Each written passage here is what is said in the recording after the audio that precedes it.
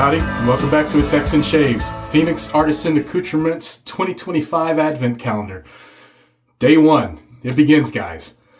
So here is the Advent Calendar. I can't quite get it all in the frame. I kind of wanted to show Cowboy Santa here. I thought this was a nice display without all the glitter I had last year. I still have glitter on my floor from last year. No matter how much I clean and scrub this floor, I can't get rid of the glitter from last year's Advent. All right, so let's go ahead and get into it. I'm going to go ahead and open up. Well, no, first let's start with the instructions. So, the shave gods frown down upon those who peek. Advent calendar directions beginning on December 14th. Start by opening door number 1 before your daily shave. That's it. Included in each daily Advent present, you will not only find a ghost of shaving past or future, but also a tiny description on the fragrance. Again, please resist all temptation to open all the panels one by one. Trust me, it's worth it. Be strong, shave cadets. Origin of the Advent calendar. Like many other aspects of modern Christmas traditions, the Advent calendar is of German origin. From the early 19th century, German Protestants began to mark the days, it's so small I can't read it, mark the days of Advent either by burning a candle for the day or more simply by marking walls or doors with a line of chalk each day. A new practice of hanging a decorative devotional image every day ultimately led to the creation of the first known handmade wooden Advent calendar in 1851. Sometime in the early 20th century, the first printed calendars appeared, followed by Gerhard Lang's innovation of adding small doors in the 1920s. He is thus often seen as the creator of the modern Advent calendar. Others added short Bible verses behind the doors alongside the traditional picture from the 1930s. Yeah, 30s. Lang's business closed shortly before the outbreak of war. Subsequently, cardboard was rationed, and with a Nazi ban on the printing of calendars with images, the calendars disappeared and might have been lost forever. Sorry, guys, I'm having a hard time reading the size of this font, even with my bifocals. But after the war ended, Richard Selmar of Stuttgart almost miraculously obtained a permit from the U.S. officials to begin printing and selling them once more. Calendars filled with chocolate began to appear from the late 1950s. Around that time, that they also began to spread throughout the world. Eisenhower is sometimes credited with the American popularization of the Advent calendar, having been photographed while President opening them with his grandchildren. Today they are a global phenomenon, even seeing a boost in popularity in recent years, but at their heart they retain the essence of counting down the days to Weihnachten, I can't pronounce that, it's a German word, that began with those simple chalk scratches. It's pretty safe, I can't believe I even attempted that. It's pretty safe to say that this is the first traditional shaving Advent calendar of its kind, thus beginning a new tradition we hope to bring the world for many years to come. Wishing you and yours a very happy holiday and Merry Christmas. Doug, Fran, and Hux. Thank you. Merry Christmas to you too, Doug, Fran, and Hux. And thank you for sending me this amazing Advent calendar to make these videos. Very appreciative of it. So let's get into day 1, guys. Right up here, we got the little one right there. There should be a little finger pop there. And I'm going to try to open these doors as clean as possible. I think they're a bit more perforated this year because I got a couple doors like 12 and 11 there already trying to open up on me when I pulled it out of the box. So they are opening quite a bit. Oh, it's got a red cap on it. Oh, got another scoop. Always a scoop at the beginning of the year. I assume always. At least there was last year. Let me pull the paper out. Okay. Oh. Well, let's show the scraper. Let's get it out of the little package here. Oh, nice. It's got a little robot on there this year. I like that one. Very nice. Set that aside. I will let's see here. So this is I hope you're ready for this one, guys. Sweet potato pie. So I'm assuming, because it uses the same spices as pumpkin pie, there's the splash. So, ingredients. There's always a hidden secret in the ingredients here. Denatured alcohol, rose hydrosol, essential and fragrance oil, glycerin, aloe benzoin resin, and southern pole seasonings. There we go. I think my favorite one was Christmas Tome. The last ingredient was bookworms. I don't know why I'm shaking the soap. I feel like the barbershop duet. Oh, let's get this open. There's that. Okay.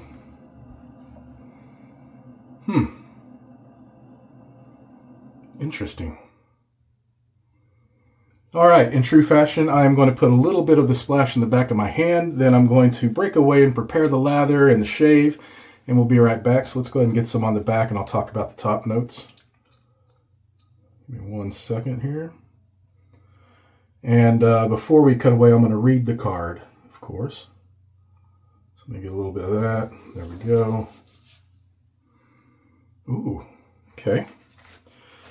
So, sweet potato pie. I'm going to hold this up. If you want to pause to read it yourself, feel free. Let me, I don't know, my fingers. Let me get my fingers somewhere. All right. Sweet potato pie, scent profile, candied yams, marshmallow cream, brown sugar, citrus and spice, and vanilla. In the South, pumpkin pie doesn't reign supreme. Sweet potato pie does, baked with sugar, spice, and topped with marshmallow cream. It's the pure taste of homecoming. Legend says George Washington Carver once wrote 118 recipes for sweet potatoes. Let's make that 119. The holidays in the South has its own star dessert, the humble sweet potato, whipped into a pie and crowned with marshmallow peaks. Its history baked right into tradition, a dish of resilience, resourcefulness, and straight-up deliciousness. Every slice tastes like a story told at the table. Note, the top of the soap will be brown due to the vanilla, and all is well. Well, yeah. The sides are just the same brown, too. So, basically the outer layer of the soap. All right, I'm going to put this back into the door like I did last year so I don't lose them, and that way I know which one was what day. And we'll close that door back up. And, okay.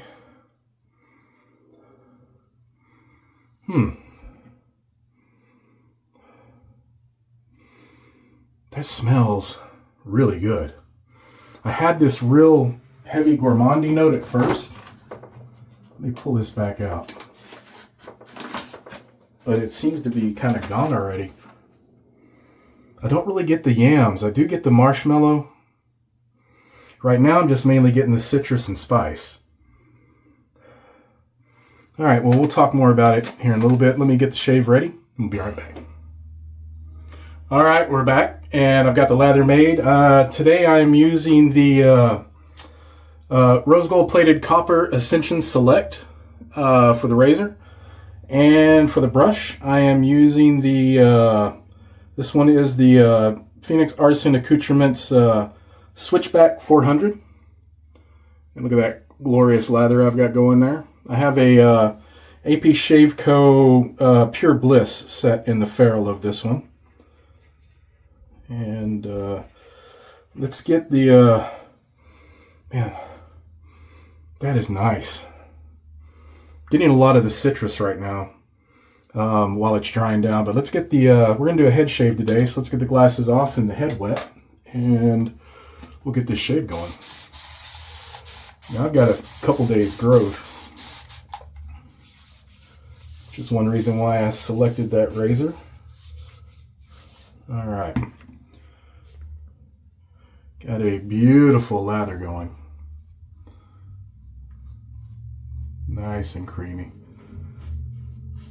Again, always more than I need. Now, of course, I haven't bowl lathered in quite a while, and being that these are these small travel size, I like to call them, because they're a little bit bigger than sample, I'm having to use a bowl. And I could not find my travel scuttle. Got it around here somewhere. Hopefully I find it before the next video. But I'm using my new Hollyworks bowl. Beautiful CNC'd aluminum bowl. So let's get this worked in. Incredible lather.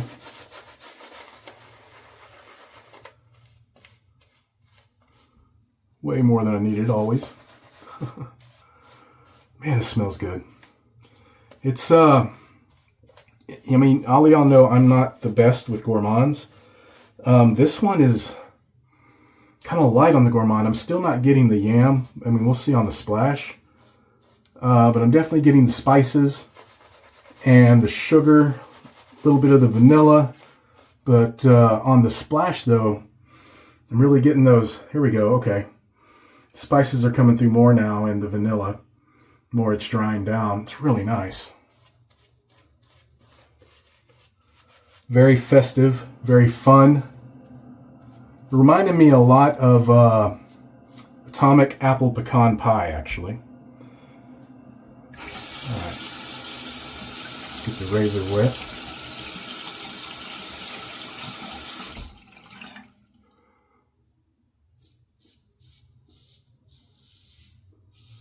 Oh man, I've needed this shave.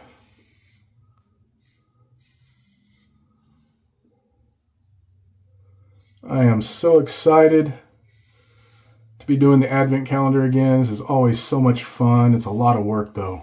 Man, it's a ton of work. 12 days in a row.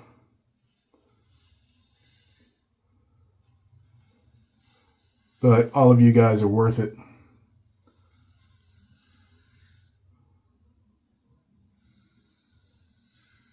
Oh, this is a good shave.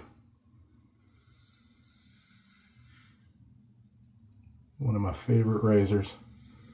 I've been using, anytime I go for a PA razor, it always seems to be the Copper Ascension for some reason. I just really, really like this one. I think it's my favorite out of all the Ascensions. I do like the original nickel-plated one as well a lot. It's at a slightly different torque on the blade. It's not as curved.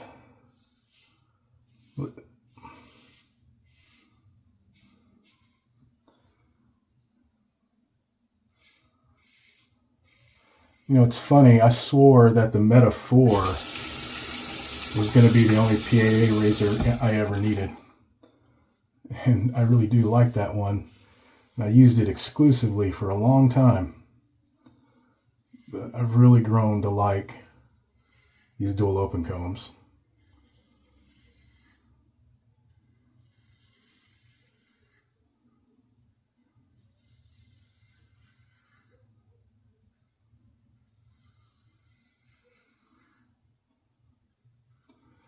And in preparation for all these Advent videos, I have laid out a nice selection of PAA razors and brushes here in my bathroom at arm's reach.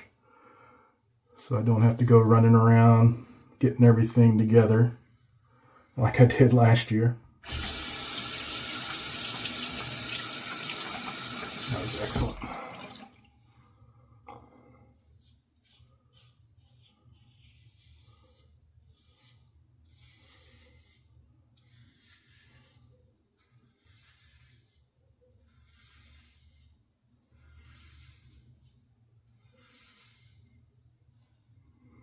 So, those of you that have participated in the Advent calendar years past, let me know down below your top 3 Advent scents. I've only done it 1 year, and I think y'all all know mine by now. Of course, Christmas Tome, Snowballer, yeah, that's it, and Whistling Dixie for sure. A few others, man. I loved all of them last year, but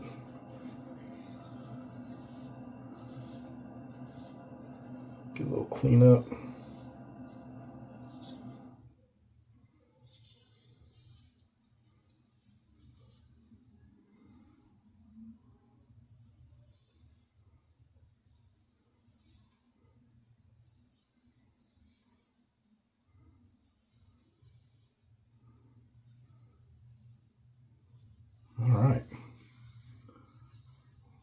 That's got it. All right, let me get a rinse, come back up for the splash. My final thoughts. Be right back. All right. Didn't do a very good job rinsing my ears off, did I? Man, that smells good. I think it's the pumpkin spice that I'm smelling that I'm enjoying right now. I don't know if I'm just missing the yam or maybe I'm just going to get it in the splash. I don't quite get it here. Like right now, it's all sugar at this point. Yeah. Really just getting all sugar right now on the dry down. All right, let's get some splash on. And then we'll get a better smell of this. Oh, okay. Okay. There's the yam.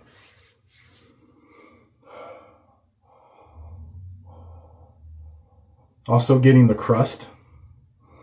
Definitely getting the crust of the pie. Just a little bit, just in the background, but it's there.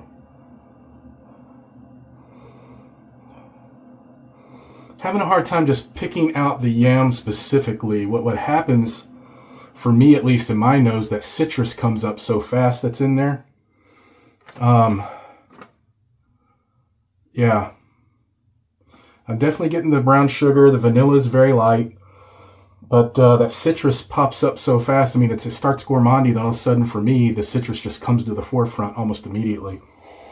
And it's kind of masking some of that. It stays with the sugar and the vanilla and citrus, but the spice is gets subdued, and so does what I'm thinking is I'm interpreting as the yam. But it is very nice. Like I said, if you like atomic apple pecan pie, this one is right up your alley, absolutely. It's very reminiscent to that, except for that brighter citrus note, which is beautiful in this. Very, very unique, in my opinion, to add to that. It's really, really beautiful. Oh man, I'm enjoying that a lot. All right, guys. Advent Day 1 in the books. We'll see what tomorrow's going to hold. I hope everyone is having a fantastic holidays. Merry Christmas. And we'll see you next time on the Texan Shaves. Find your peace in what and where you can. Goodbye.